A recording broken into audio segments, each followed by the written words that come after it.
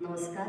मैं रूपाली गाड़वे बीए भाग एक की जो हमारी 10वीं कविता है हिंदी की, माँ जब खाना परोसती थी, चंद्रकांत देवताले जी की, इस कविता का आज हम अध्ययन करने वाले हैं। सबसे पहले हम चंद्रकांत देवताले जी का परिचय देखते हैं। चंद्रकांत देवताले जी का जो जन्म है वह 7 नवंबर 1935 को मध्य प्रदेश के बैतूल जिले में जोलखड़ा नामक गांव में हुआ।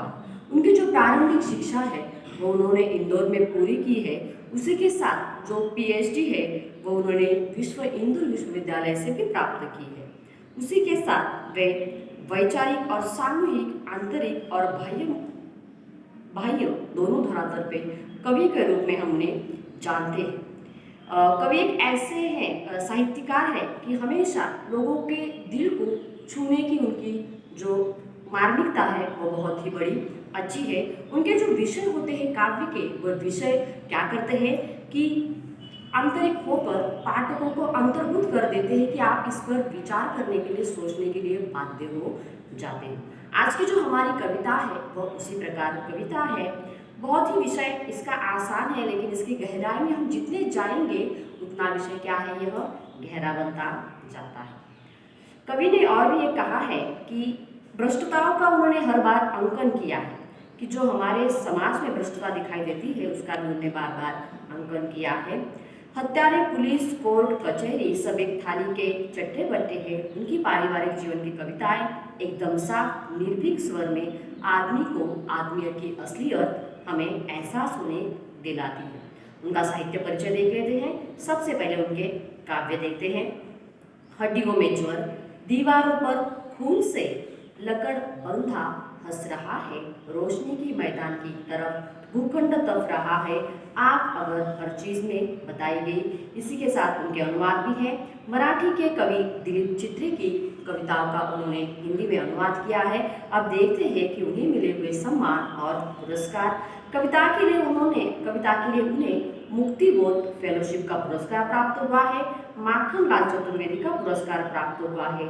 इसी के साथ इटली के अंतर्राष्ट्रीय कविता के समारोह में उनका सहभाग भी हुआ है।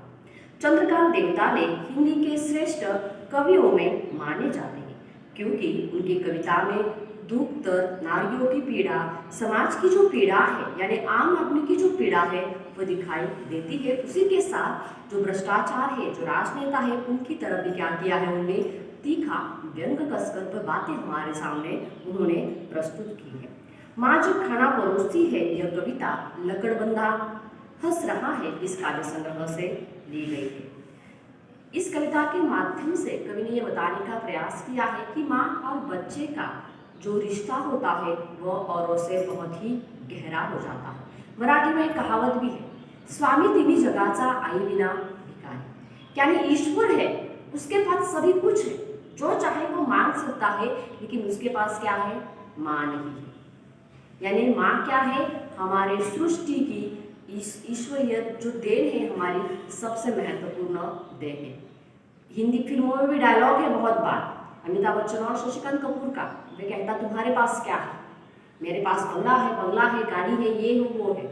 शशि कपूर कहता है कि मेरे पास केवल मेरी माँ है। अमिताभ बच्चन उसमें हार जाते हैं, अरे सभी कुछ मेरे पास है लेकिन मेरे पास क्या है, केवल मेरी माँ नहीं है, क्योंकि माँ इतनी महत्वपूर्ण है। कहा भी जाता है कि ईश्वर क्या है, हमारे साथ हमेशा रह नहीं सकते, हमारे दिल में तो रहते, इसलिए ईश्वर ने क्या किया है, माँ के रूप में ईश्वर का निर्माण किया है ताकि क्या हो जाए, वो साथ हमेशा संग रहते हैं। माँ अपने बच्चे को 9 महीने तक पेट में पालती है, उसका पालन पोषण करके बड़ा करती है। उसी के साथ उसके हर सुख दुख में क्या है, वो हमेशा शरीक हो जाती है। लेकिन जो बेटे का कर्तव्य है वो उस समय उसे पता नहीं चलता कि माँ मेरे लिए इतना कष्ट करती है, मुझे उसके लिए कुछ तो करना चाहिए। लेकिन जब माँ उसके साथ नहीं होती तो उसे माँ न होने का एहसास ज़्यादा हो जाता है। और कविता जो चंद्रकांत देवताले है, उन्होंने हमारे प्रस्तुत कविता में यही बातें हमारे सामने प्रस्तुत की है कि माँ जब हमारे साथ होती नहीं, जब माँ मेरे साथ थी, मुझे खाना परोसती थी, जब मैं अधपेट उठ जाता था तो क्या है, माँ गुस्सा करती, क्यों आज इतना कम क्यों खाया तुम्हें कल क्या है, पाठशाला जाना है, दिन भर कार्य करना है, क्यों तुमने इतना कम क्यों खाया।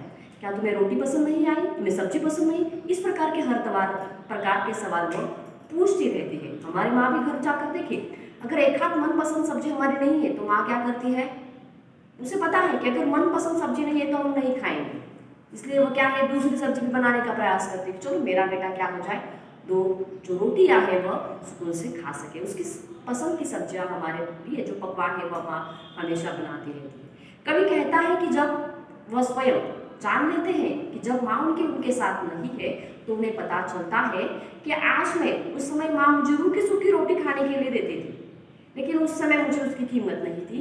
आज जो मेरी पत्नी है मुझे घी में बनाई हुई रोटियां बना कर देती है, सब्जियां बना कर देती है, अच्छी है, लेकिन क्या है, मुझे क्या है उसमें सुख और वह आनंद नहीं आता। जब माँ मुझे रूखी सूखी रोटी देती थी ना, जो आनंद मिलता है, आज मैं टेबल पर बैठकर खाता हूँ, लेकिन वह आनंद, वो जो सुख है माँ के हाथ के खाने का, वह आज मुझे नहीं आता।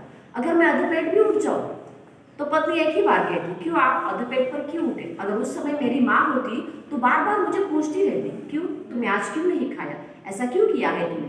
क्या है, ये सारे सवाल मुझे जो ये है बार बार याद आते हैं।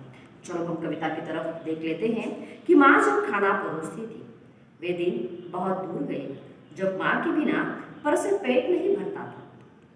वह दिन अधा कुएं में कूद छूट कर गिरी पीतल की चमकदार बाल्टी की तरह अभी दबे है, शायद कभी गहरे। कवि को याद आता है कि वह दिन बहुत दूर गए हैं, कि बचपन के जो दिन थे आज कभी बड़े हुए स्वयं उससे बच्चे, तो उन्हें अपनी माँ की याद आती है कि जब वे बचपन में छोटे थे तो उनके जो छोटे थे तो माँ उनके लिए किस प्रकार का व्यवहार करती थी। जब वे सुबह उठते हैं तो माँ उनके लिए क्या है, बाल्टी में, पीतल की बाल्टी में, पुराना समय है, बचपन का समय है, अभी क्या है उसमें परिवर्तन हो गया है, लेकिन कवि के बचपन में पीतल की बाल्टी थी। माँ क्या है, कवि को स्नान के लिए जगह पर, स्नान गृहों में उसके लिए बाल्टी भी लेकर जाती है कि चलो स्नान करो, यानी हर चीज जो है मेरे हाथ में हमेशा रहती थी।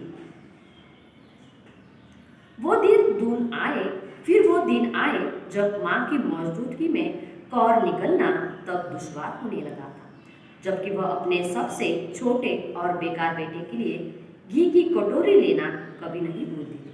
देखिए लेखक क्या थे, पढ़े लिखे थे लेकिन कुछ काम नहीं करते थे, इसलिए लेखक ने स्वयं को बेकार कहा।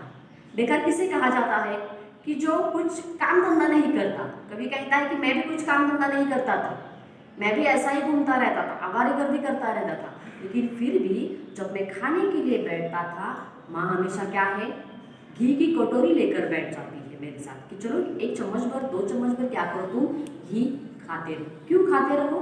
क्योंकि माँ को लगता है कि मेरे बेटे का स्नेह, जो आसपास घर वाले हैं वे कहते हैं कि बेकार तो घूमता रहता है, आवारागर्दी कहता है, तुम इसके लिए घी क्यों लगा रही हो, क्यों इसे घी दे रही हो, कुछ तो पैसे कमाता नहीं है। लेकिन माँ की ममता है, आज नहीं तो कल क्या करेगा, वह निश्चित रूप में पैसे कमाएगा, लेकिन आज इसके लिए क्या है, आवश्यक है कि अच्छे पकवान या जो अच्छे खाना है उसे खाने की आवश्यकता है। पिताजी हमेशा डांटते थे, लेकिन माताजी ने क्या किया है, हर बार मुझे समझाने का प्रयास किया।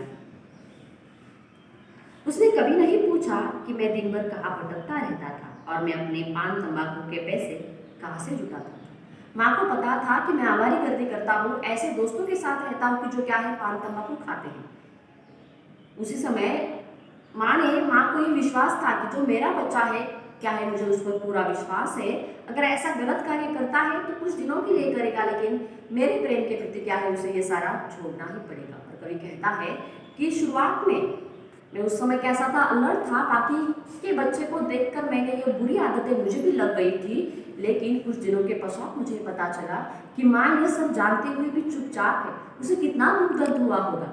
और इसी कारण मैं क्या करता था कि यह सारी बातें मुझे, मेरे दिल को जब दर्द लगा तो मैंने ये सारी बातें क्या की, धीरे धीरे ये बातें मैंने भी खत्म कर दी है।